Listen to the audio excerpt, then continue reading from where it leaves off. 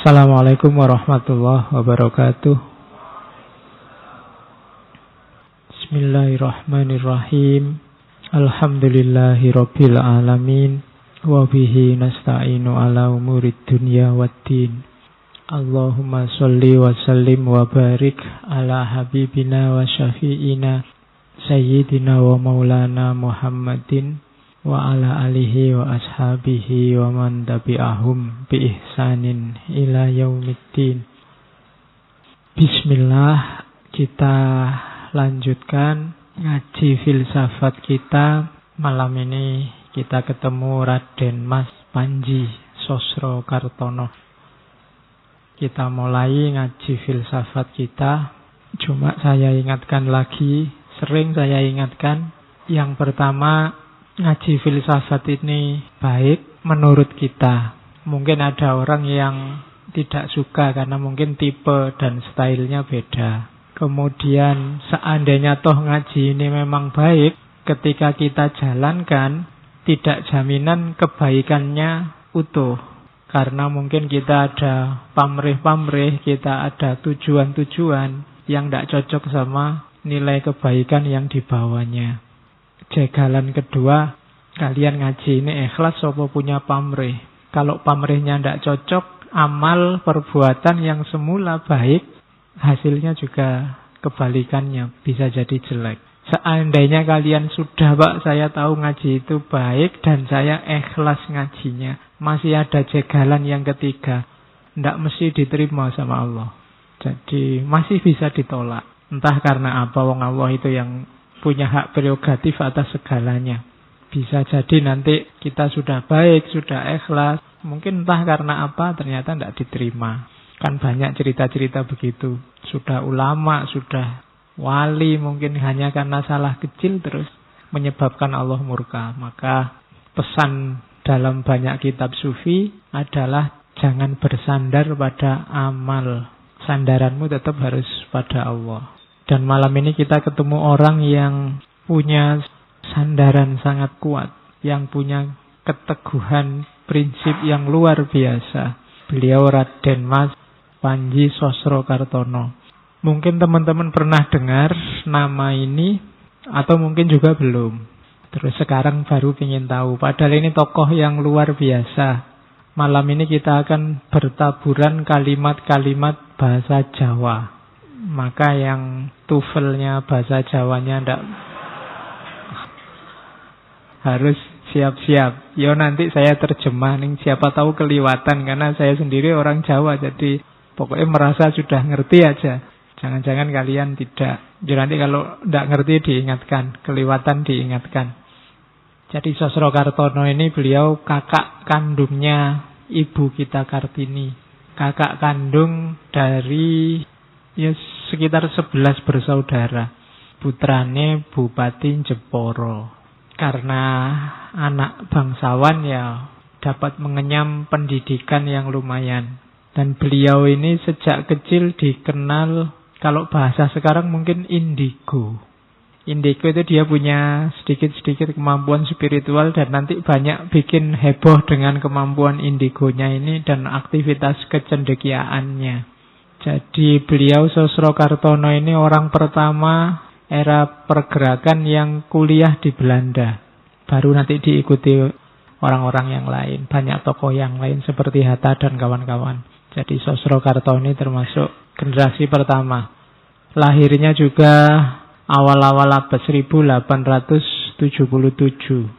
Nanti usianya agak sepuh sampai umur 74. Cuma beliau ini mengembara lama di barat. Hampir 26-29 tahun. Jadi menjelajah barat dan orangnya ganteng. Jadi dikenal sebagai pangeran dari Jawa kalau di sana. Jadi itu Sosrokartono, termasuk kuliah sampai dapat gelar DRS nanti juga dari Belanda. Kuliah S2 juga cuma tidak selesai-selesai. Tesisnya tidak jadi-jadi karena aktivitasnya. Sosrokartono ini kalau bahasa inteleknya dia polyglot. Polyglot itu dia menguasai 41 bahasa asing. 9 bahasa barat, kemudian bahasa daerah 18, kemudian 9 bahasa timur, 17 bahasa barat. Dia urusan bahasa luar biasa. Mungkin ada indigonya tadi. Sempat jadi wartawan perang. Dan ceritanya monumental, dia banyak peristiwa-peristiwa luar biasa yang wartawan yang lain tidak bisa. Ada cerita Sosrokartono ini meliput perundingan damai Perang Dunia Pertama yang itu dilaksanakan di atas kapal di tengah hutan yang tidak boleh orang tahu, antara Jerman sama Perancis. Dan itu besoknya beritanya keluar di New York Herald Tribune. Yang nulis Sosrokartono. Orang heran semua, dari mana dapat berita ini? Asalnya dari mana? Dan Sosrokartono juga nanti dikenal sebagai orang pertama yang bisa memfoto kawahnya Gunung Kawi dari atas. Oh, enggak pakai drone. Zaman itu enggak ada drone. Itu orang juga heran, dari mana caranya bisa begitu. Jadi nanti dia dijadikan penerjemah di PBB atau sebelumnya LBB, Lembaga Bangsa-Bangsa. Dan ya harusnya uangnya banyak, tapi nanti dia pulang lagi ke Indonesia tidak bawa apa-apa, dia sudah masuk ke jalan spiritual. Tapi masa mudanya mengalami banyak pengembaraan di barat, banyak peristiwa-peristiwa, termasuk nanti punya kemampuan menyembuhkan. Jadi satu ketika ada anaknya kenalannya umur 12 tahun yang dokter sudah menyerah. Tidak mungkin anak ini sembuh, tapi terus Sosrokartono datang ke situ, cuma dipegang dahinya, terus sembuh. Dia punya kemampuan semacam itu. Nanti setelah merasa cukup, dia pulang kembali ke tanah air, banyak dicurigai oleh Belanda, kemudian mendirikan perpustakaan, panti sastra, kemudian mendirikan juga pusat kesehatan namanya Darussalam, dan menjadi kepala sekolah taman siswa. Sekolah menengah zaman itu cuma cabang Bandung. Misinya dia misi kemanusiaan sudah. Dia tidak ingin lagi terlibat mungkin dalam politik. Meskipun dia sahabatnya hampir semua tokoh pergerakan. Dia termasuk konsultannya Pak Soekarno. Kalau sedang suntuk mungkin ya mainnya ke Bandung, ke tempatnya beliau Sosrokartono ini. Dan dikenal punya banyak pikiran-pikiran spiritualitas dan merupakan salah seorang tokoh besar dalam Islam Jawa.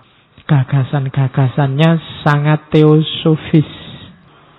Malam ini kita ketemu beliau, Raden Mas Panji Sosrokartono. Sayangnya sampai meninggal beliau belum sempat menikah. Ya, saya tidak tahu ya, orang-orang hebat kok banyak yang berakhir dengan tidak menikah. Mungkin karena saking asiknya. Banyak ulama-ulama beberapa juga tidak nikah.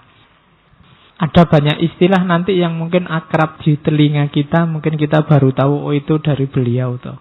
Khususnya bagi teman-teman yang Jawa. Bismillah, kita mulai ya, mulai ngaji filsafatnya. Tadi pengantarnya. Nama yang dipakai oleh Sosrokartono banyak. Antara lain ini, Mandor Klungsu. Klungsu itu bijinya asem. Kalau teman-teman makan buah asem itu dagingnya sudah dimakan, tinggal isinya, itu namanya klungsu. Yang nanti bisa dipakai lagi untuk nanam pohon biar jadi pohon asam. Kalau mandor kan teman-teman ngerti, mandor itu pengawas. Mandor klungsu berarti pengawasnya klungsu. Ini kelihatan unik, agak piye ya di telinga. Masa pakai gelar kok mandor klungsu. Pengawasnya bijinya asam. Yang pertama klungsunya. Klungsu itu kan nanti cikal bakal pohon asam. Dan pohon asam itu termasuk salah satu jenis pohon yang hampir semua bagiannya bermanfaat. Daunnya, buahnya, kayunya, bahkan kehadirannya pohon itu. Kalau zaman dulu kan ditaruh di pinggir-pinggir jalan besar itu. Nah, maksudnya nama Mandor Klungsu itu yang pertama biji asemnya. Jadi paling tidak ini nama ini mengharapkan menjadi seseorang yang bermanfaat di semua levelnya. Makanya pakai nama mandor klungsu. Keinginan untuk menjadi buah asam yang semua bagiannya bermanfaat. Yang kedua, kokoh. Kayu asam itu kan termasuk kayu yang kokoh. Rindang, bisa meneduhkan. Jadi sosok idaman itu bisa meneduhkan, dia mantap, dan semua aspek hidupnya bermanfaat. Kalau kalian bisa jadi klungsu, sudah luar biasa. Makanya pakai kata-kata mandor klungsu. Kenapa mandor? Mandor itu pengawas. Mandor itu bukan yang punya. Kalau kalian ada orang kerja terus ada mandornya. Mandor ini kan orang yang ngawasi orang kerja tapi dia bukan yang punya. Dia aktif tapi dia bukan pemilik. Jadi pakai istilah mandor untuk menunjukkan bahwa seandainya tadi aku kayak pohon klungsu, ya mantep, ya meneduhi orang, juga bermanfaat. Semua yang dilakukan ini bukan aku sebenarnya. Ini aku cuma menjalankan. Perintahnya juragan. Karena apa? Karena aku cuma mandor. Bukan aku sendiri yang punya inisiatif untuk meneduhkan, aku sendiri yang bermanfaat buat yang lain. Tapi aku ini cuma menjalani hidup, menjalani aktivitas sesuai keinginannya majikan. Karena kalau nggak cocok, aku bisa dipecat sama majikanku, nggak jadi mandor lagi. Makanya pakai istilah mandor klungsu. Itu kan ada kalimatnya lagi, kulo dermi ngelampai kemawon. Aku itu hanya menjalani. Kalian ngaji ini jangan merasa bangga. Kalian cuma menjalani kebaikan, menjalankan. Bukan kalian yang mengarahkan, bukan kalian yang menentukan. Kalian cuma menjalankan. Kulo sak dermi ngelampai. Saya hanya menjalankan. Tidak punya andil apa-apa. Yang merumuskan sana, yang merentah sana, segalanya lengkap baru saya jalani. Fasilitas semua yang menyediakan sana. Kalian bisa ngaji kan semua fasilitas dari sana. Ya meskipun kopi sama tehnya dari takmir. Kalau dirunut-runut kan nanti kembalinya ke sana semua. Jadi kita itu cuma menjalankan, tidak usah gaya. Setinggi-tinggi levelmu hanya nyampeknya di mandor. Mandor itu ya lumayan, dia pengawas, tapi dia juga buruh sebenarnya. Hanya saja fungsinya lebih tinggi. Ya karena tadi dia manfaat, bisa meneduhkan dan mantap. Jadi dalam hidup kita, semua kebaikan yang kalian lakukan itu sifatnya hanya ngelakoni, menjalani, bukan menguasai. Tugasnya apa? Sebagai mandor namung madosi barang ingkang sae. Sedaya kula sumanggaaken dhateng Gusti. Hanya mencari yang baik. Kemudian dipersembahkan pada Tuhan. Apapun yang kalian lakukan, pakai rumus ini. Tanyakan yang baik bagaimana menurut Allah. Dan persembahkan itu untuk Allah. Persembahkan itu tunjukkan, ini loh ya Allah yang bisa aku lakukan yang baik sejauh yang aku mampu. Semua yang kita lakukan, cari aspek terbaiknya, jalankan di aspek terbaik itu, kemudian persembahkan untuk Allah. Tidak usah ditarget yang lain selain itu. Yaitu yang tadi di awal saya sebut ikhlas. Caranya begitu. Itu maksudnya mandor klungsu. Misalnya minum. Kira-kira minum yang paling baik bagaimana? Oh, bismillah dulu. Pakai tangan kanan. Itu yang saya tahu loh ya. Minum yang rumus terbaik menurut saya itu. Terus baru diminum. Oh belum. Dibuka dulu tutupnya. Bismillahirrahmanirrahim. Pakai tangan kanan baru minum. Saya menjalankan minum dalam aspek terbaik yang saya tahu tentang minum. Dan ini loh ya Allah, saya ikuti aturanmu. Persembahkan semuanya pada Allah. Itu penjabaran jauhnya mandor klungsu. Makanya tambah terus ilmumu biar kalian tahu mana jalan yang terbaik. Beliau, Sosrokartono itu sering pakai istilah mandor klungsu. Dengan filosofi seperti saya jelaskan tadi. Ya seperti adiknya, Ibu kita Kartini, nanti Sosrokartono ini banyak melakukan korespondensi dengan teman-temannya. Itu nanti yang jadi bahan dikompilasi, banyak diterbitkan surat-suratnya. Kelihatannya juga Ibu Kartini itu banyak dipengaruhi oleh kakaknya ini. Sosrokartono. Jadi yang pertama sebagai Mandor Klungsu. Yang kedua, nama yang sering juga dipakai oleh beliau Sosrokartono itu Joko Pring. Joko itu anak muda yang belum menikah. Cuma belum menikah mungkin nggak jadi patokan kalau di Jawa. Kalau saya definisikan belum menikah nanti ngewatiri, karena sekarang banyak yang belum menikah tapi tidak Joko. Jadi titik tekannya yang belum, ya jomblo sejati lah, pokoknya nggak ada anunya. Itu masih Joko. Joko yang ting-ting. Dia masih murni, itu Joko. Dan Pring itu bambu. Itu juga ada filosofinya. Ya Joko menyimbolkan semangat, menyimbolkan kemudaan, menyimbolkan gairah. Sementara bambu, ya filosofinya mirip kayak Klungsu tadi. Bambu itu kan mulai bambu yang balita sampai bambu yang besar, itu kan ada manfaatnya. Jadi semua aspek dari bambu itu bermanfaat. Sama kayak Klungsu tadi. Jadi manusia yang berkarakter bambu dan murni, masih asli. Belum terkontaminasi macam-macam, belum kena konsep macam-macam, belum kena budaya yang macam-macam, yang masih murni. Maka dia pakai istilah Joko Pring. Yang kedua, filosofinya bambu. Bambu ini kan macam-macam jenisnya. Jawa itu ada pring petung, pring ori, pring apus, banyak sekali jenisnya. Ada pring kuning. Nah, jenisnya banyak tapi hakikatnya satu, ya bambu. Itu kayak Bhinneka Tunggal Ika itu kan macam-macam tapi satu. Ini sebenarnya filosofi tentang manusia. Su'ubau wa qabailah. Tapi hakikatnya satu, hakikatnya semua dari Allah. Jadi manusia secara fisik mungkin beda-beda, tapi hakikatnya kan sama. Di level dia manusia pasti sama. Itu kayak bambu. Meskipun nanti mungkin tiap bambu ada spesifikasinya, ada manfaatnya untuk hal tertentu, tapi dia bambu. Itu yang filosofinya Pring tadi. Selain banyak manfaatnya, dia adalah simbol manusia yang beragam, tapi hakikatnya satu. Makanya ada kalimat dari Sosrokartono itu pring podo pring, weruh podo weruh, eling tampo nyanding. Manusia itu ya bambu sama bambu. Sama. Aku bambu, kalian bambu. Aku manusia, kalian manusia. Weruh podo weruh. Aku tahu, kalian juga tahu. Eling tampo nyanding. Maka kita harus ingat dan saling mengingatkan, meskipun tampo nyanding, meskipun kita tidak dekat. Meskipun mungkin kalian punya jarak sama saya. Kalian ngadep sini, saya ngadep sana. Kalian di sana, saya di sini, kan ada jarak. Itu contoh simpelnya itu. Tapi tetap harus eling. Meskipun dalam kondisi apapun, meskipun kita tidak bersama, harus tetap eling.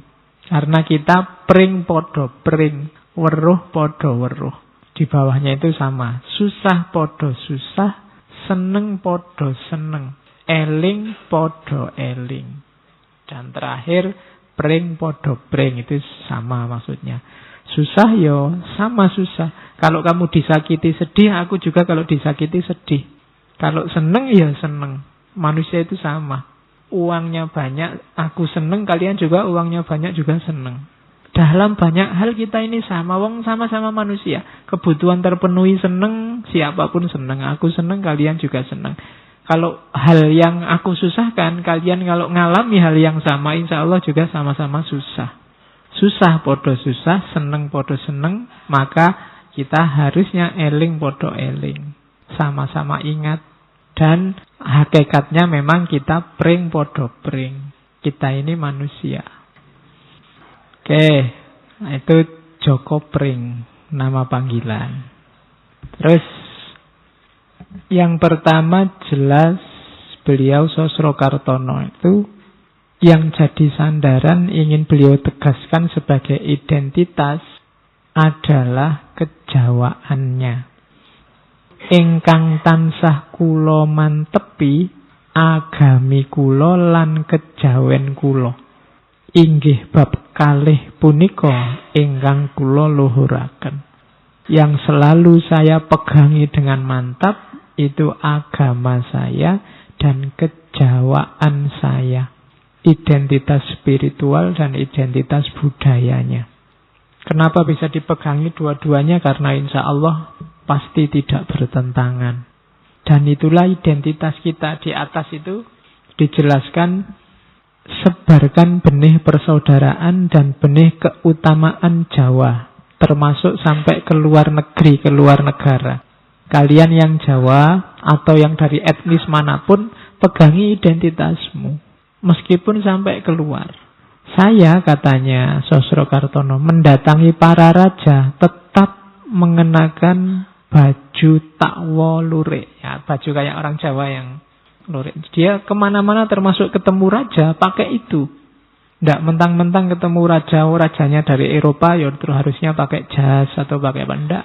Ya identitasnya aja.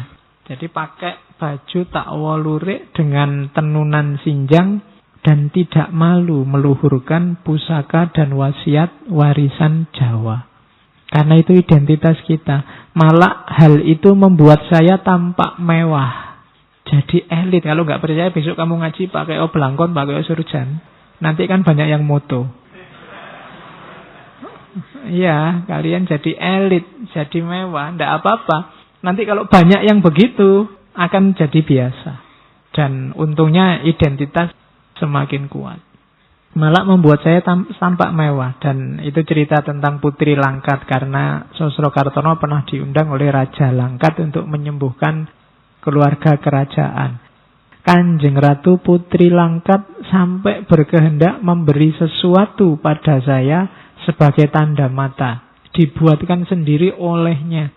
Mengambil contoh dari pakaian takwa. Putri Langkat itu mau ngasih hadiah Sosrokartono, mau dibikinkan baju dan dibikinkan baju takwa versi Jawa yang sudah biasa beliau pakai. Katanya Sosrokartono, begitu terkenalnya pakaian takwa. Oleh karena itu orang hidup tidak boleh menghina pusaka warisan sendiri. Mila tiyang gesang menika mboten kenging ngina pusaka wasiatipun piyambak. Itu sama dengan kalian meludahi mukamu sendiri. Karena itu identitasmu.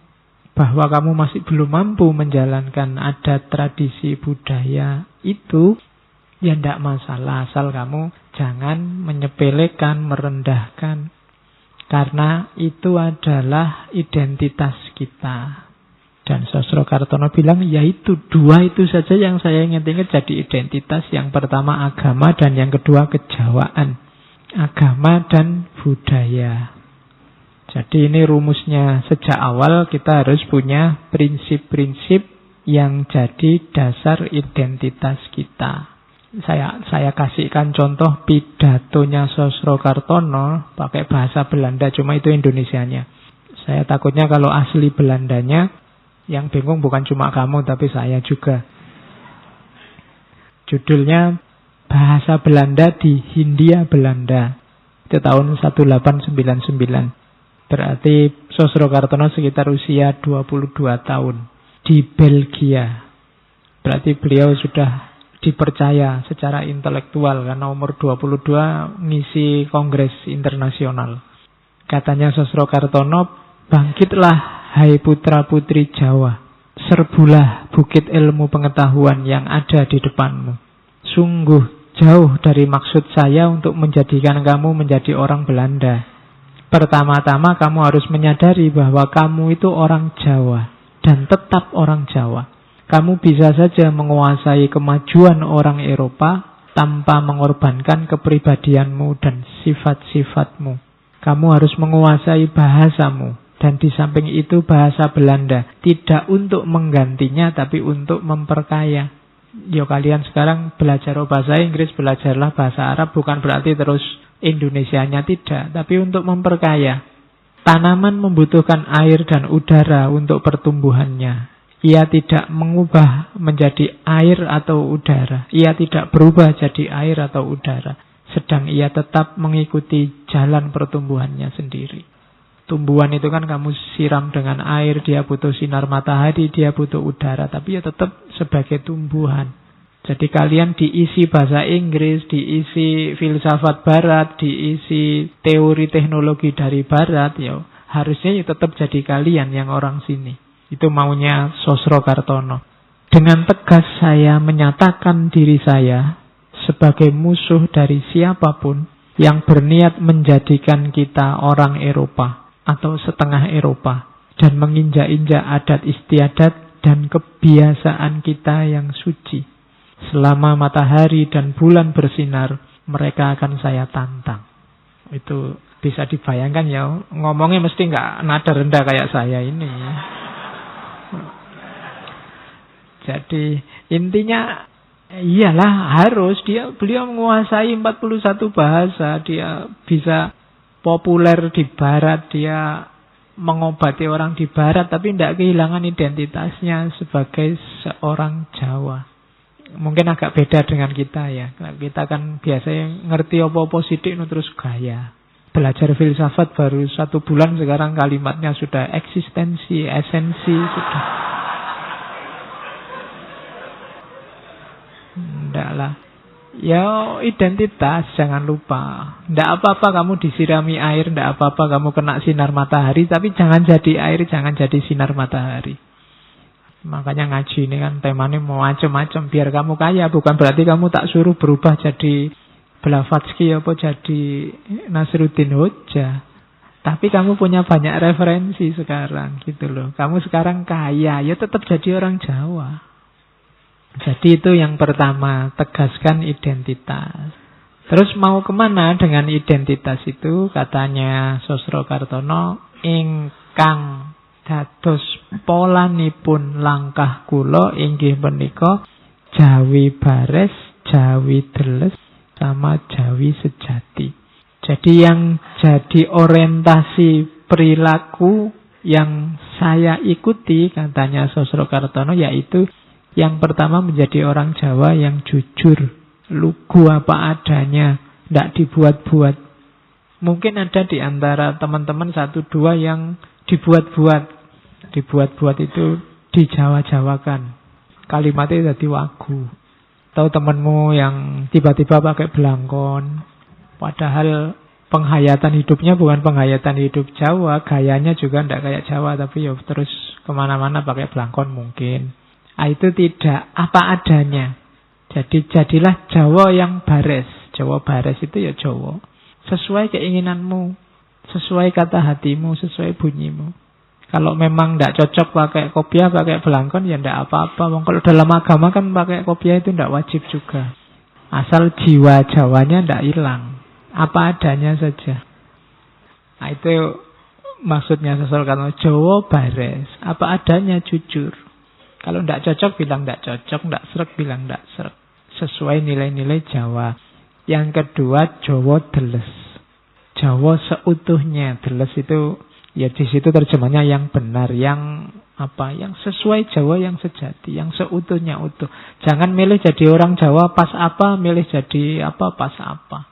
Tidak utuh masuknya. Nyari yang menguntungkan saja. Nah, itu berarti bukan Jawa deles. Yang ketiga Jawa sejati. Jawa sejati itu ya masuk sedalam-dalamnya. Jadi yang aslinya, yang sejati. Bukan tempelan, bukan cuma acting jadi orang Jawa. Tapi memang jiwanya, memang jiwa Jawa. Sosrokartono itu kabarnya beliau kalau mengobati, melakukan praktek pengobatan itu berdiri. Jadi buka mulai pagi bisa sampai jam 1 malam, 2 malam beliau berdiri. Tidak duduk. Nanti mulai jam 1 sampai jam 4 harusnya istirahat. Istirahatnya main catur. Main caturnya juga sambil berdiri. Lu bayangkan besok bisa 24 jam berdiri itu. Orang-orang zaman dulu kalau sedang tafakur, muhasabah kan diam. Kalian mengilustrasikannya kayak orang tapa, kayak orang semedi itu kan. Semedi itu kalau kalian sudah masuk ke alam semedi itu mungkin waktu yang panjang rasanya sebentar. Ya kebalikannya yang latihan semedi. Yang baru latihan itu waktu sebentar kayak panjang. Lu baru 10 menit. Rasanya kayak setengah jam. Tapi kalau kalian sudah masuk ke situ, waktu yang sangat panjang itu rasanya bisa. Perasaan baru sebentar sudah sore. Bisa begitu. Kalau kalian mau coba silakan, kan banyak sekarang teknik-teknik semedi.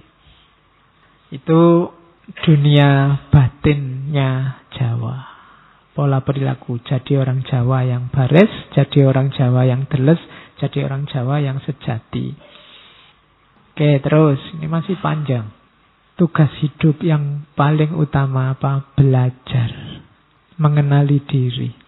Kenapa orang tadi bisa sedahsyat itu mengelaborasi dirinya, memahami alam? Ya belajar. Tansah anglampai dados muriding agesang. Senantiasa menjalani hidup jadi muridnya kehidupan. Gurunya siapa? Kehidupan.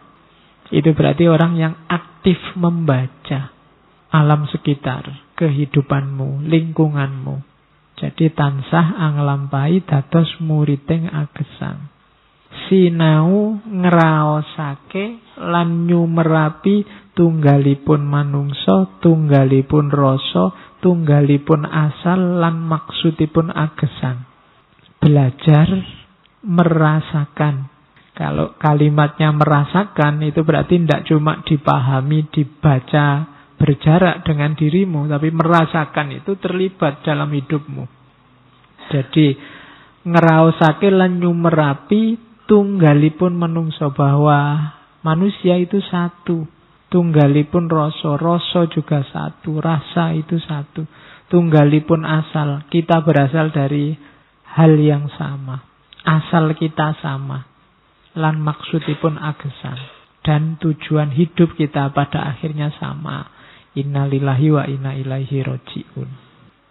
Jadi untuk bisa Jawa bares, Jawa deles, Jawa sejati, pertama-tama kita harus mau membaca, mau belajar. Bergurulah kepada alam semesta sekelilingmu. Pahami ketunggalanmu dengan alam semesta, ketunggalanmu dengan manusia yang lain. Murid gurune pribadi, guru murite pribadi, pamulangane sengsarane sesami, ganjarane ayu lan arume sesami. Yang jadi murid dirimu sendiri, yang jadi guru dirimu sendiri. Murid juga guru, guru juga murid. Pelajarannya apa? Penderitaan sesama. Bacalah sekelilingmu, banyak penderitaan, banyak kesengsaraan. Itu harus kamu baca. Kalau kamu bisa membaca itu kan tadi ngeraosake lan nyumerapi. Tidak cuma berjarak tapi juga ikut merasakan, maka selanjutnya akan lahir keindahan hidup bersama. Jadi yang pertama, jadilah muridnya kehidupan. Belajarlah merasa jadi bagian dari alam, bagian dari lingkungan, bagian dari rasa semua manusia. Jadikan dirimu murid sekaligus guru. Guru berarti ajari dirimu, murid berarti belajarlah dari dirimu. Kemudian baca di sekelilingmu banyak sekali penderitaan-penderitaan. Dan itu semua tugasmu, wujudkan hidup yang indah bersama yang lain. Tadi kan jalannya, belajar. Sekarang tujuannya kemana?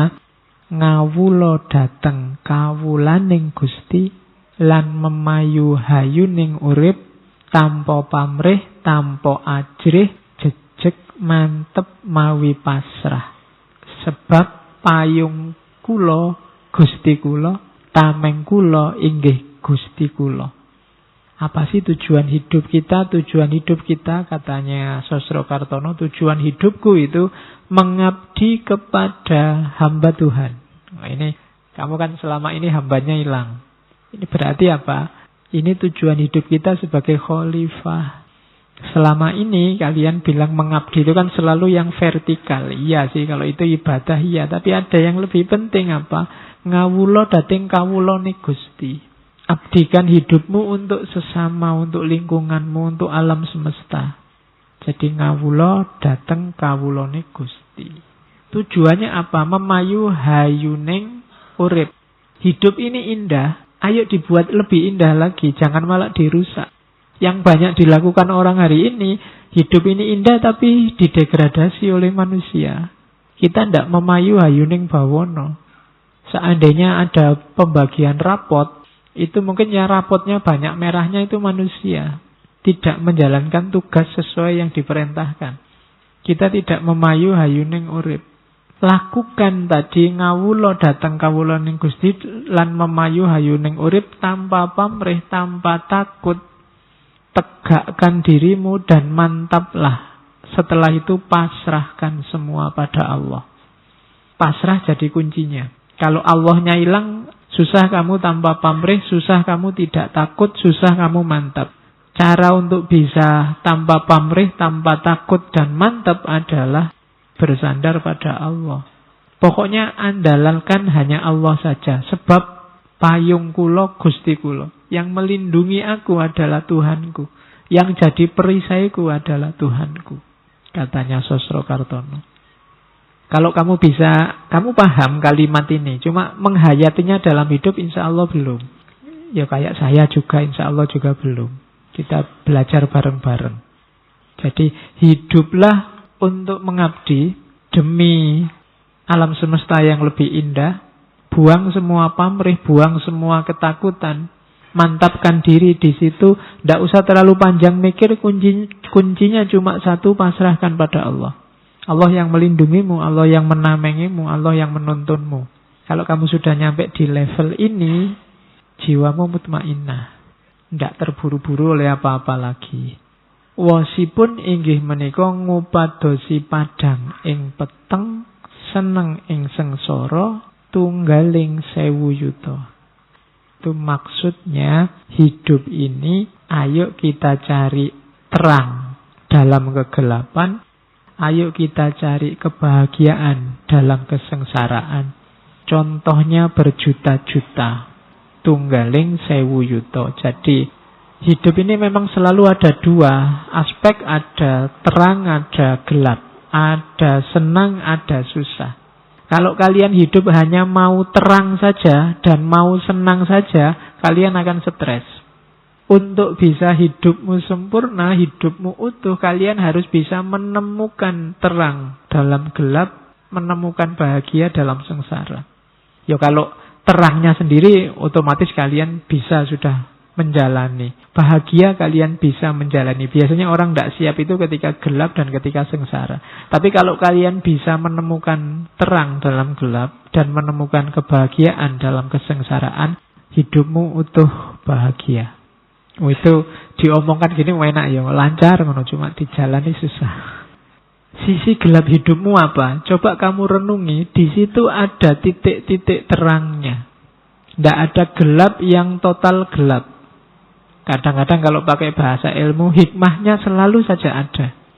Di balik kesedihan-kesedihanmu, itu juga di situ banyak bahagia-bahagia terselip yang kamu tidak sadar.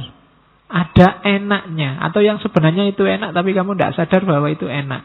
Pak, saya kuliahnya di DO, Pak. Itu kan gelap sengsara. Tapi ada terangnya itu. Alhamdulillah ya, kamu harus bersyukur loh. Sekarang tidak ada yang ngejar-ngejar lagi.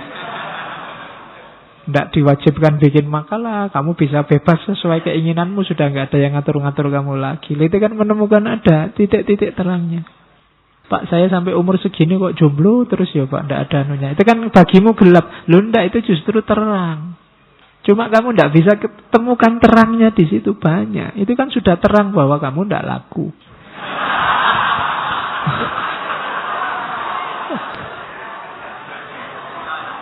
Ya ndak, ya contohnya maksudnya ya ndak itu. Bisalah kalian ya, kalau selama nalarmu jalan pasti kamu bisa menemukan.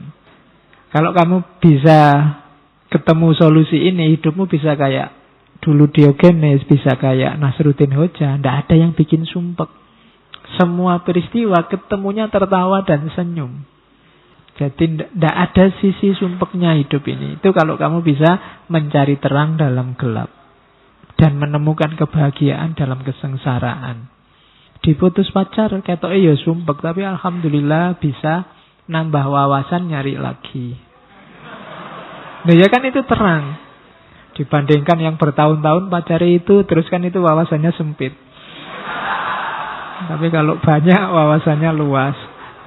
Nah, itu menemukan terang dalam gelap. Nah, ada prinsip dalam hidup kejawen. Yang pertama, harus diingat memang dalam Jawa itu fokusnya lebih pada ke batinnya. Jadi batin itu nanti wujud fisiknya adalah budi, akhlak. Maka prinsip yang paling utama adalah budi yang luhur, akhlak yang luhur. Angluhuraken bangsa kita, tegesipun anyebar winih budi jawi, gampilaken margining bangsa, ngupaya papan panggesangan. Meluhurkan bangsa kita, maksudnya menyebarkan benih budi Jawa, akhlak Jawa. Akhlak Jawa itu sebenarnya ya sama saja dengan akhlak Islam. Akhlak, level batin itu sifatnya lebih universal.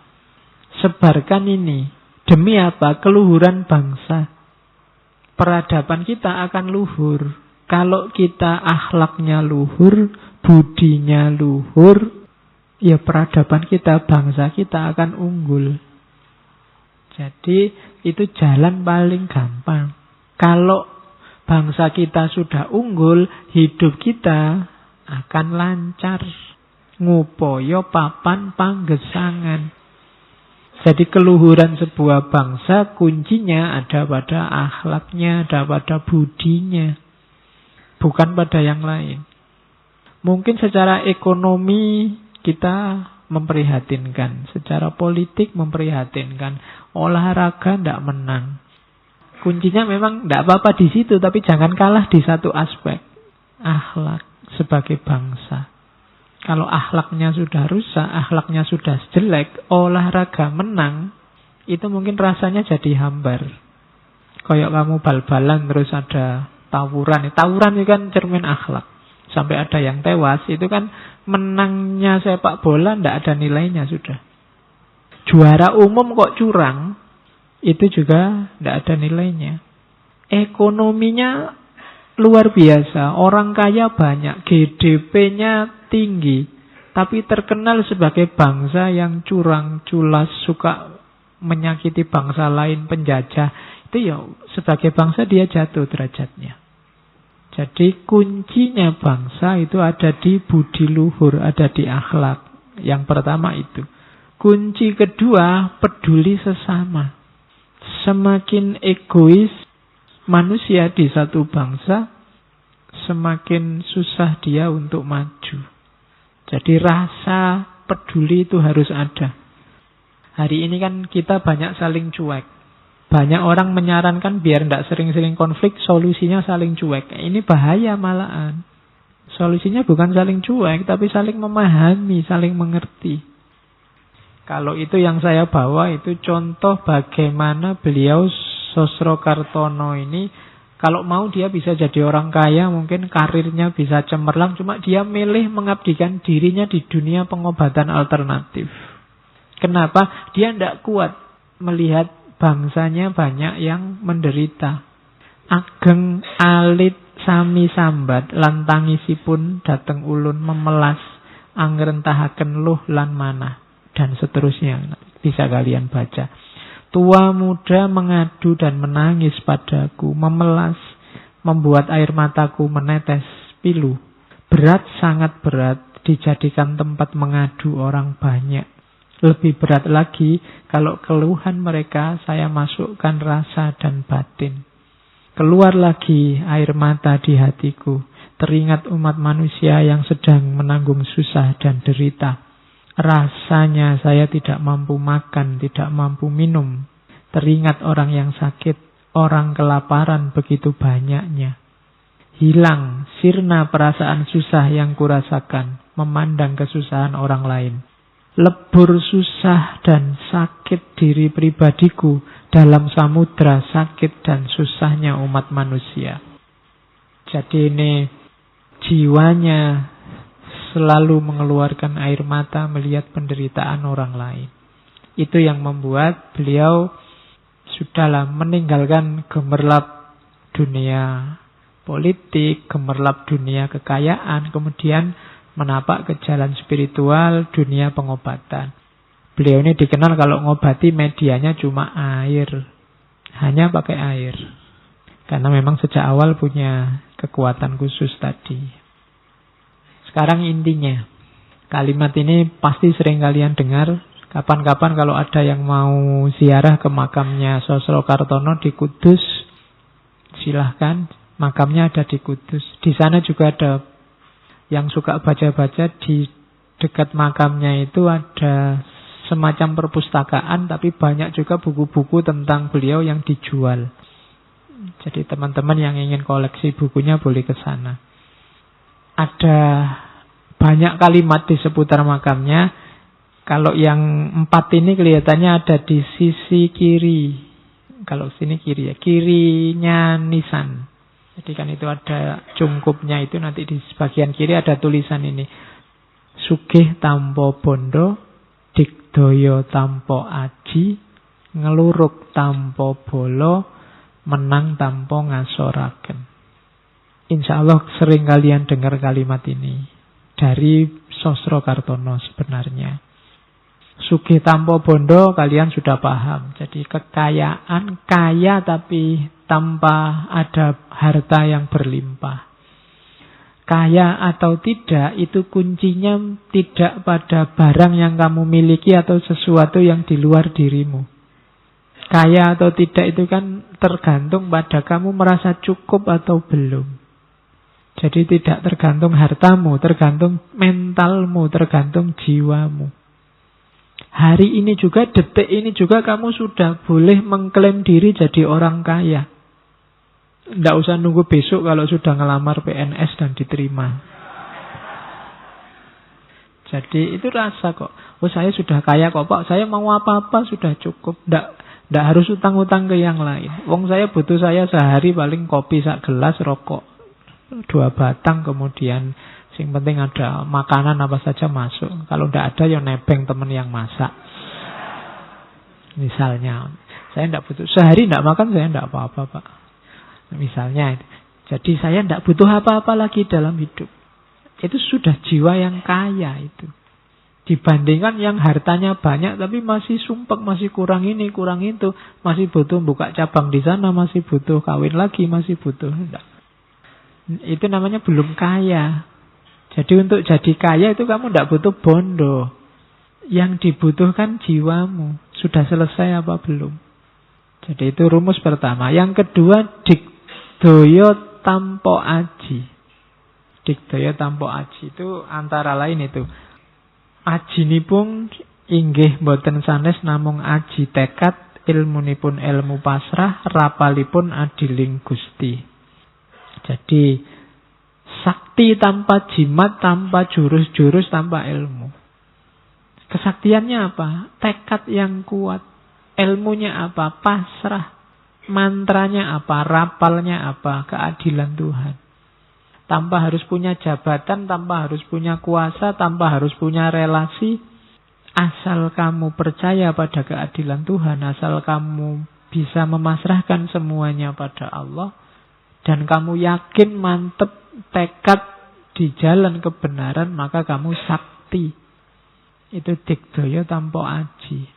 Tanpa harus kamu belajar di perguruan silat, tanpa harus kamu ikut nyepi tirakatan macam-macam, asal kamu punya 3 jurus itu, tekad, pasrah, dan percaya akan keadilan Tuhan, maka kamu orang yang digdaya. Kamu orang yang sakti. Kamu akan bisa menghadapi apa saja, meskipun tanpa aji. Terus yang ketiga, ngeluruk tanpa bolo, menyerbu orang, menyerbu musuh tanpa pasukan. Taklukkan musuhmu, serbu dia, tapi tidak usah bawa pasukan. Yang dibawa apa? Angluruk tanpa bolo, tanpa gaman, bedah tanpa perang, tanpa pedang. Ingkang kula dalaken dadi tekad pamrih nanging tekad asih. Dengan apa? Dengan cinta, kasih sayang, kepedulian. Guyur orang dengan kepedulian, dengan cinta, dengan kasih sayang. Lama-lama dia akan takluk. Itu nyambung dengan kalimat keempat, menang tanpa ngasoraken. Kamu akan menang tapi musuhmu tidak merasa terhina. Kenapa? Kamu menyerangnya tidak dengan bolo, tidak dengan pasukan, tidak dengan relasi, tidak dengan kekerasan, tidak dengan jalur yang jelek. Kamu serang dia dengan yang baik-baik. Kamu serang dengan cinta, kamu serang dengan kasih sayang, kamu serang dengan kepedulian, kamu serang dengan kebersamaan, dengan rasa. Maka dia akan takluk, kalah, tapi tidak merasa terhina. Menang tanpa ngasoraken. Kalau ada temanmu usil terus ke kamu, balaslah dengan yang baik-baik, lama-lama dia akan kalah, nyerah.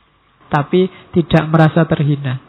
Tapi kalau kamu balasnya dengan kekerasan yang sama, keusilan yang sama, ya siapa yang kalah akan merasa terhina, direndahkan. Dalam hidup begitu.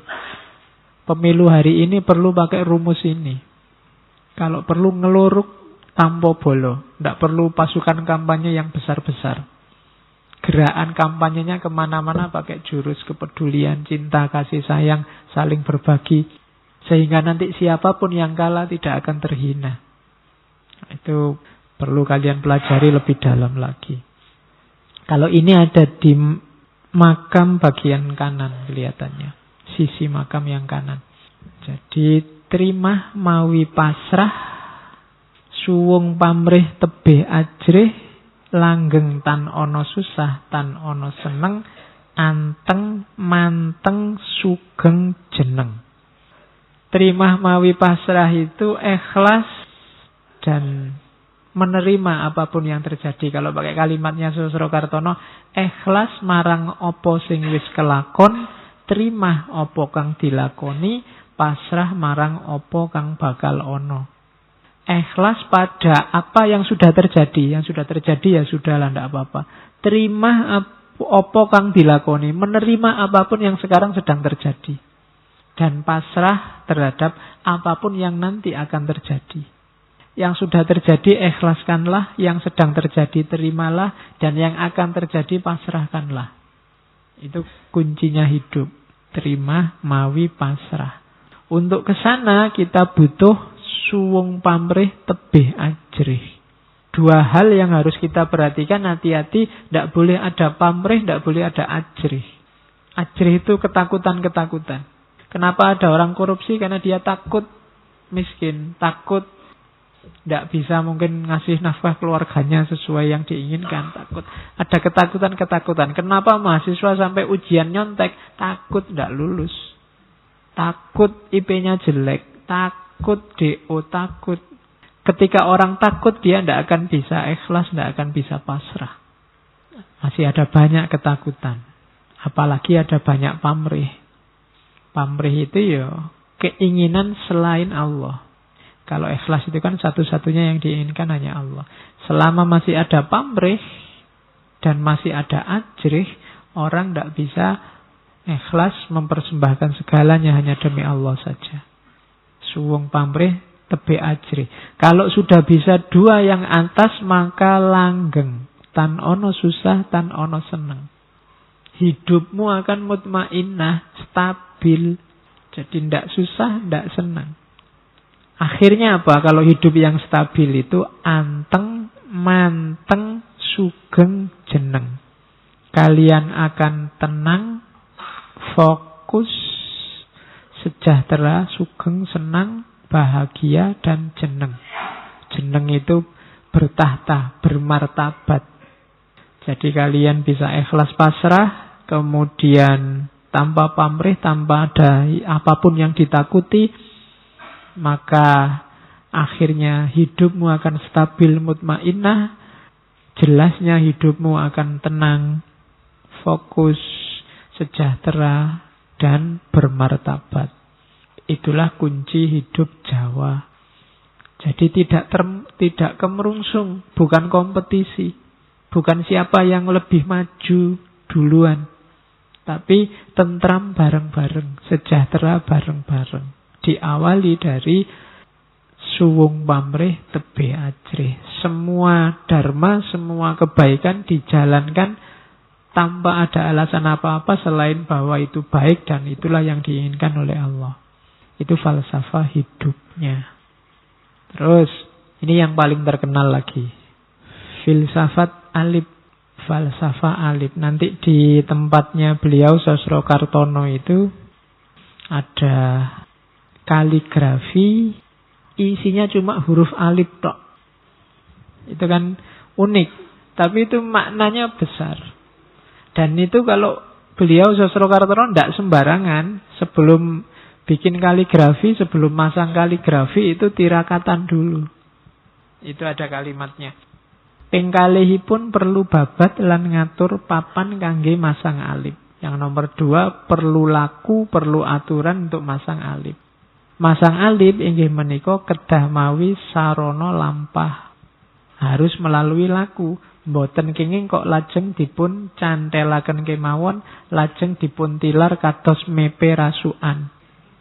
Gak bisa kok hanya dicendal ketok terus ditinggal kayak jemuran. Kalian kan kalau masang gambar, masang kaligrafi kan gitu. Pokoknya nempel lurus sudah ditinggal kayak masang jemuran. Beliau Sosrokartono itu kalau lagi di depan kaligrafinya itu bisa berjam-jam diam cuma nataf huruf alif itu. Jadi media untuk fokus. Alif itu simbolnya Allah. Sekaligus simbol ana. Aku. Sekaligus Allah juga simbolnya alif. Termasuk simbol ketika Allah dan ana bersatu. Kesatuan Tuhan dan hamba. Kalau dalam Jawa dikenal manunggaling kawula Gusti. Simbolnya kasunyatan. Ternyata kesatuan antara hamba dengan Allah itu tidak cuma Allah sama manusia. Tapi alam semesta ini semuanya adalah manifestasi Tuhan. Kalau bahasanya Al-Quran, Allah itu muhit bikulli syai'in muhit, meliputi segala sesuatu. Jadi kasunyatan ini ya liputannya Allah, diliputi oleh Allah. Itu simbolnya alif. Alif juga simbol tegak, lurus, murni. Kalau dalam bahasa Arab kan huruf yang paling gampang nulisnya kan alif, cuma garis gitu aja. Paling simpel. Kemudian alif juga fokus konsentrasi ke arah keterbukaan jiwa. Jadi menerima unsur-unsur dari luar itu simbolnya alif. Dan alif itu bisa dibaca segalanya, pusatnya adalah Allah. Semua dari Allah, atas pertolongan Allah akan kembali ke Allah. Jadi menghadapi apapun pakai falsafah alif, ini dari Allah, atas pertolongan Allah akan kembali ke Allah. Ngaji ini diizinkan oleh Allah, berjalan atas pertolongan Allah, pada akhirnya akan berakhir sesuai kehendaknya Allah. Gantengmu itu dari Allah, atas pertolongan Allah, dan nanti berakhir sesuai ketentuannya Allah. Kuliahmu itu seizin Allah, ditolong oleh Allah bisa jalan, dan nanti berakhir kapan sesuai ketentuannya Allah. Hidup selalu begitu, itu falsafah alif. Ya kalau bahasa ilmu kalam namanya tauhid. Apapun yang terjadi selalu disambungkan dengan Allah. Karena memang ada hubungannya dengan Allah. Kalau bahasa kita ya inna lillahi wa inna ilaihi raji'un, berputar. Nah itu falsafahnya alif.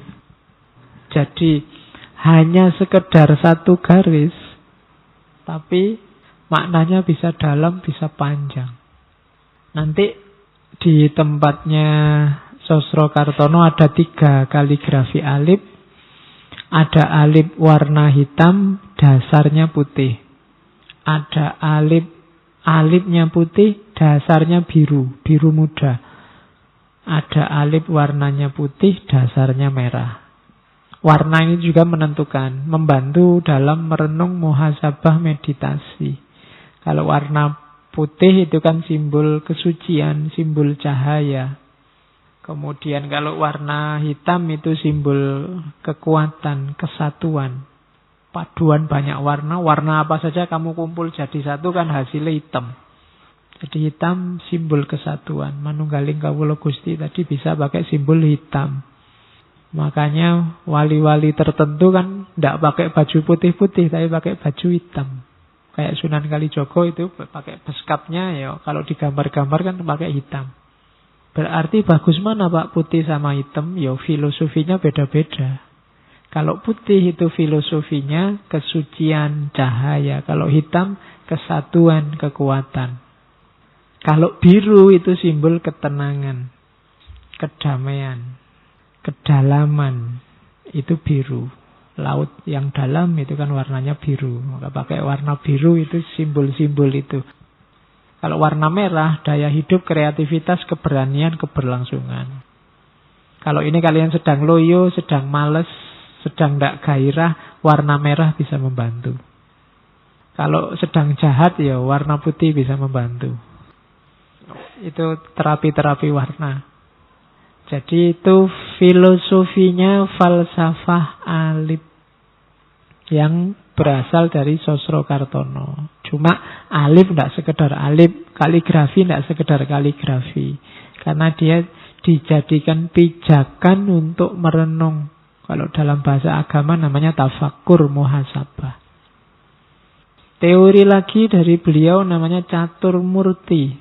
Catur itu 4. Jadi saya tidak tahu kok permainan catur itu mungkin menyerap dari bahasa Jawa catur ini. Eka, dwi, tri, catur, panca. Kalau murti itu penjelmaan. Jadi catur murti itu jelmaan 4. Maksudnya gini, keutuhan hidupmu tergantung bersatunya 4 hal. Kalau kamu ingin hidup damai, tentram, bahagia, masuk ke ranah catur murti. Apa? Pikiran harus benar, perasaan harus benar, perkataan harus benar, perbuatan harus benar. Nah, 4 ini simultan, tidak sendiri-sendiri. Karena kadang-kadang ada dalam hidup itu secara pikiran benar, tapi secara perasaan enggak. Itu hidupmu tetap enggak bahagia. Tiap hari ceramah tentang yang baik-baik, tapi dia sendiri enggak melakukan itu. Itu berarti kan kata-kata dan perbuatan enggak nyambung. Hidup tetap enggak akan bahagia. Jadi catur murti itu 4 ini harus selaras. Perkataan yang baik, perbuatan yang baik, didasari oleh pikiran yang baik, dan dijalankan dengan rasa yang baik. Hati-hati yang biasanya mengacaukan, orang jadi tidak berpikir benar, perasaannya tidak benar, perkataan perbuatannya tidak benar. Secara umum, katanya Sosrokartono ada 5. Benci, serakah, iri, fitnah, dan bodoh. Hindari 5 hal merusak ini. Kalau masih ada kebencian, masih ada keserakahan, masih ada iri, masih ada fitnah, masih ada kebodohan, kamu susah menyelaraskan 4 hal itu. Maka untuk kebodohan cari ilmu yang banyak. Fitnah, iri hati, itu sumbernya benci. Fitnah, iri hati, kebencian itu sebenarnya biasanya satu paket. Kenapa orang memfitnah? Karena benci. Kenapa orang benci? Biasanya karena iri. Itu satu paket. Benci, iri hati, fitnah. Kalau serakah ini ambisi yang tidak terkendali. Itu namanya serakah. 4 ini menghalang-halangi catur murti. Kalian usahakan tidak ditelan oleh ini. Kalau masih ada penyakit benci, penyakit serakah, penyakit iri, dan seterusnya, itu berarti biasanya ada sisi-sisi tidak bahagia dalam hidupmu. Terus, ini ilmu yang terkenal lagi dari Sosrokartono, namanya ilmu kantong bolong. Istilahnya kayak guyon, tapi ini luar biasa. Kantong bolong itu, kantong itu saku, bolong itu lubang. Saku yang berlubang. Maksudnya apa? Peduli sesama, nulung pepadane orang nganggo mikir wayah waduk kantong. Yang ono isi lumuntur marang sesami. Menolong orang lain ndak usah dipikir wayah itu waktunya. Waduk itu perut maksudnya. Isinya apa? Kantong yang ono isi lumuntur marang sesami. Jadi begitu ada isinya, langsung dipikir, langsung didistribusikan untuk sesama. Itu namanya kantong bolong. Orang yang sudah tidak terikat lagi oleh kepemilikan apapun. Apapun yang dia miliki, kalau ada orang lain butuh, dia akan bisa lumuntur marang sesami. Tiba-tiba keluar saja. Kenapa? Kantongnya bolong. Kalau kantong buntu itu kan dadak mikir, mau diambil berapa ya, ini cuma masjid aja. Yang 2000-an mana kan kamu milih gitu. Tapi kalau kantongmu bolong, kamu tidak sempat milih, sudah. Punyanya 100.000, ya keluarlah 100.000 itu dari kantongmu. Nah, ini simbol kepedulian sosial. Sejak awal tadi kan kegelisahannya beliau ini kan ketidaksetaraan sosial, banyak orang miskin, banyak orang sengsara. Sudahlah, tolong saja. Tidak usah pamrih tanpa syarat, tanpa perhitungan. Tidak usah mikir aku dapat apa. Lah kok enak aku yang kerja. Kalau masih ada itu berarti masih belum ikhlas, belum pamrih. Dan ini menunjukkan wujud dari cinta kasih pada sesama. Mengosongkan diri dari kepentingan pribadi, egoisme demi orang lain. Ini ilmu ini susah dijalankan. Orang biasanya yang dinomorsatukan selalu dirinya sendiri. Untuk nyampe level ini itu butuh proses panjang. Kalau Sosro Kartono kan bisa meninggalkan semua kenikmatan yang bisa dia raih demi masyarakat sekitarnya sampai tidak nikah segala. Itu perwujudan ilmu kantong bolong. Banyak sufi yang menjalankan hidup ini. Hartanya banyak tapi mampir hilang. Karena didistribusikan kemana-mana. Tidak boleh ada yang mampir di kantongnya. Ini ilmu kantong bolong. Hari ini peradaban kita peradaban menimbun. Peradaban numpuk. Bukan peradaban berbagi, saling memanfaatkan. Kita suka dengan koleksi-koleksi. Belum lagi uang. Berapa banyak orang yang nimbun uang di bank. Sementara saudaranya kesulitan, kurang makan. Kan banyak sekarang peradaban kita itu. Peradaban numpuk-numpuk. Tidak kantong bolong. Kalau peradaban kantong bolong itu ya sudah. Untuk mewujudkan pemerataan keadilan sosial perlu level kantong bolong. Yang berlebih mau berbagi tanpa pamrih, tanpa dipikir. Itu ilmu kantong bolong. Terus ini beberapa yang saya bawa. Hidup yang mantap. Ini rumus-rumus Jawa ini. Kula badhe nyobi prabotanipun wong lanang. Inggih menika bares, mantep, wani. Hiduplah secara jantan. Aku ingin mencoba unsur-unsur kelelakian dalam hidup. Yaitu yang ketika bares. Laki-laki itu belak-belakan. Apa adanya. Jujur. Kok laki-laki ngomongin bulet? Tidak jelas, bukan laki-laki.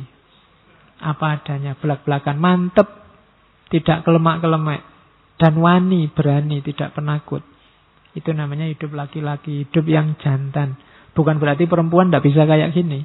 Feminisme dan maskulinisme itu setiap orang butuh. Laki-laki butuh aspek tertentu femininitas, perempuan butuh aspek tertentu maskulinitas, bisa dibolak-balik. Itu tidak ada hubungannya dengan jenis kelamin. Nah, hiduplah secara jantan. Ini tidak laki-laki, tidak perempuan. Bares, mantep, wani. Memang terkenalnya ini perabotanipun wong lanang. Perempuan juga butuh terus terang, butuh mantep, butuh berani. Mboten kenging tiyang jaler ngunduri utawi nyingkiri bebaya utami. Saha cidra dhateng pangajeng-ajeng lang kapercadosanipun sesami. Tidak boleh seorang laki-laki, seorang jantan menghindar dari bahaya. Dia harus tangguh. Apalagi cidra, mengkhianati cita-cita, mengkhianati kepercayaan sesamanya. Kalau ada yang begitu, dia bukan laki-laki. Yang ketiga, hiduplah dengan keberanian untuk mengku. Mengku itu memangku, memiliki, anteping ati, kencenging pikir, boboting kekuatan. Jadi hatinya mantap, pikirannya kenceng, pikirannya tajam, dan fisiknya kekuatannya berat. Ya, boboting kekuatan itu urusan fisik, kencenging pikir ini urusan akalnya, berfikirnya. Antem pengati itu urusan kolbunya, urusan hatinya. Hatinya mantap, tidak molah malih, berfikirnya tajam, jasmaninya sehat. Ini sudah rumusnya 3. Sampun duwe rasa wani, ugi sampun duwe ati wedi. Yen kapengkok ojo melayu.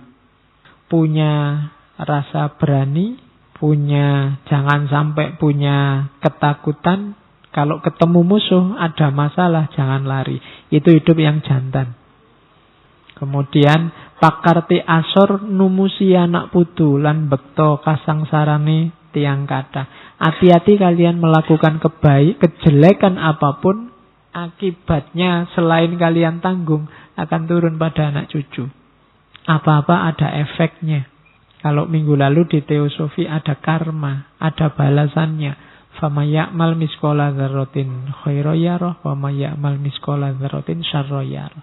Bahkan kejelekanmu akan dinikmati efeknya oleh anak cucumu besok.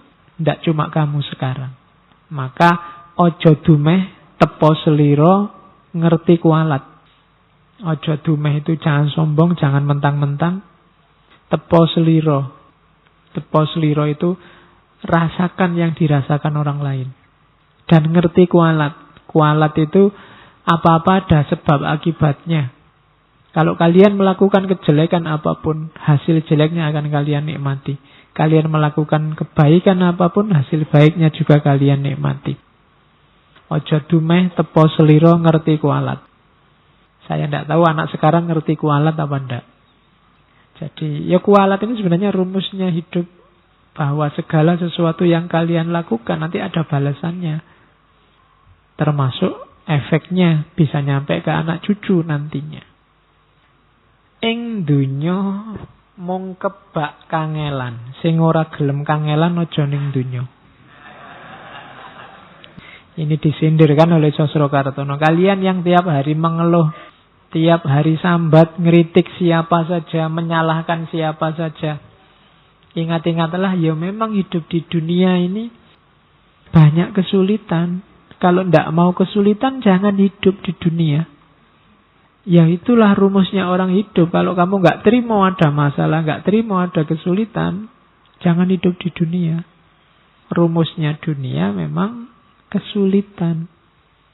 Meskipun Allah juga ngasih segala macam fasilitas kita untuk menyelesaikan kesulitan itu. Itulah tantangan hidup. Jadi ini kalimat dari Sosrokartono. Nah, semua tadi teman-teman harus dibaca ulang itu tadi yang Sosrokartono, direnungi ulang setiap kalimat, setiap kata ada maknanya yang dalam. Nah, puncaknya di sini. Maunya beliau Sosrokartono, kula dermi nglampahi kemawon. Yang kepareng wonten buktinipun dumawaha dumununga wonten ing bangsa kula. Yen wonten kahormatan bangsa kita ingkang gadah hak. Yen wonten kaluhuran inggih bangsa kula ingkang dados pamandhengipun bangsa sanes. Aku hanya menjalani saja. Semua yang baik-baik, semua yang bagus-bagus tadi dari awal sampai akhir itu sudah ada skenarionya, sudah ada yang ngatur. Aku tinggal menjalani. Nanti kalau ada hasilnya yang baik-baik, semoga jatuhlah sampailah pada bangsaku. Nama, kejayaan, keuntungan, termasuk kalau ada kehormatan, bangsa kita yang punya hak. Bukan untuk aku pribadi. Ini pribadinya pribadi yang sangat zuhud, sangat uzlah. Makanya ndak kalau nanti ada banyak manfaatnya tidak untukku. Semoga untuk bangsaku. Kalau ada kehormatan, kesuksesan dari sini yang punya hak bangsaku. Kalau ada keluhuran, bangsaku yang jadi luhur. Yo bangsaku yang akan menjadi contoh, jadi pamandhengipun bangsa sanes, bangsa lain. Semoga ketika banyak orang menjalankan yang saya omongkan di atas tadi, bangsa kita jadi bangsa yang luhur. Sehingga jadi contoh bangsa yang lain. Pahalanya, jasanya, tidak usah ditaruh padaku karena aku hanya menjalani. Kulo dermi ngelampahi kemawon. Tidak usah muji-muji aku, tidak usah membesar-besarkan aku. Aku hanya menjalankan saja. Kalau ada manfaatnya semoga untuk bangsaku. Sehingga bangsaku nanti jadi bangsa yang luhur dan jadi contoh bangsa-bangsa yang lain. Oke, kita akhiri dengan doa. Ini beliau doa juga dari Sosrokartono. Di Gusti ingkang Maha Agung, Gusti ingkang Maha Kuwasa, mugi-mugi kaparingan kabul ingkang dados maksud lan kajatipun para umat sedaya. Mugi-mugi rentaho welas lan ngapura dumateng para umat Gusti. Gusti mugi kersa ndawahaken samudraning berkah dhateng para umat. Nyirnakaken sagunging susah lan sakit, paring wewahing sugeng lan senengipun para kawula.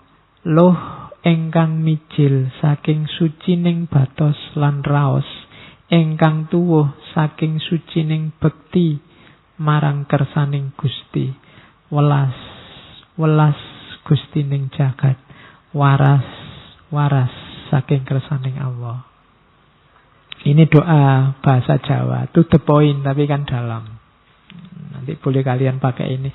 Ini doanya orang yang memang tulus ingin membantu yang lain. Sejak awal bisa kita tangkap, sangat terasa bahwa beliau ini ingin mengabdikan hidupnya untuk sesama. Tidak untuk dirinya sendiri, tidak untuk kejayaan namanya sendiri.